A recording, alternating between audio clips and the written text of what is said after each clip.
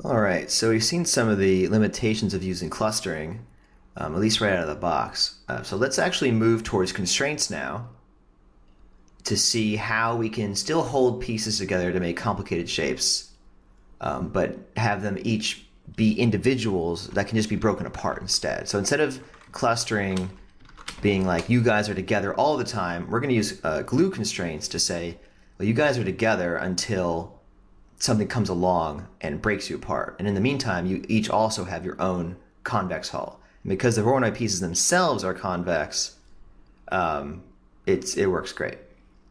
You'll see what I mean now. So first things first is let's turn off clustering here. So now everybody's back to being individual pieces. And we actually don't really need to visualize this anymore for now. So all the pieces are, of course, their own points, as we can see. There is apparently 102 of them. Let's make a constraint network that connects them all together. And to do that, we have connect adjacent pieces, which is pretty well suited to the task. Let's take it from the assemble node here. We have a name, so all these points have names, so each piece has a name. And that's what this is doing is it's going to make, as we increase the search radius, it's going to make lines between those points. And if the points have the names, then the lines mean bind these names together through some kind of glue, which we'll apply strength to later. Now, you'll see that after I get to a certain point here, though, we're not seeing any more connections. And I would expect to see a lot more connections in here. The reason why we're not is because we've artificially limited the maximum connections here.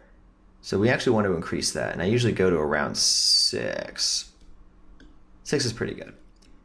And that's arbitrary, but we want to have enough that things are connected to pieces on multiple sides of them.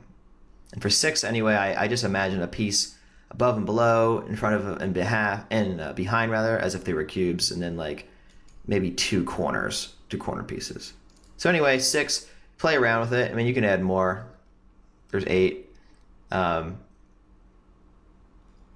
Your network, if each bond has the same glue strength, the more of these connections you have, the stronger your thing will be anyway. So, you don't want to just arbitrarily go crazy and go like, I have 1,000,000 connections. We don't want that. We want kind of the bare minimum. Plus, it's something the solver has to figure out. We want the bare minimum that still gives a pretty accurate representation. So there they are. Let's move this thing up. You'll notice that I turned off the movement that I originally had on the RBD packed here because I want to move the constraints with our geometry at the same time. So of course, by moving the assembled packed stuff and then this is being made from it, we're effectively moving them both. So I'm just gonna flip them upside down. So maybe it's like kind of the weaker part of the head hits the ground first. Actually, I'll have the snout kind of hit the ground first. That'll be good. And let's move it up. Oop. Something like that. And there we go.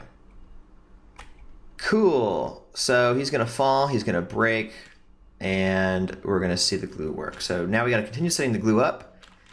Again, each of these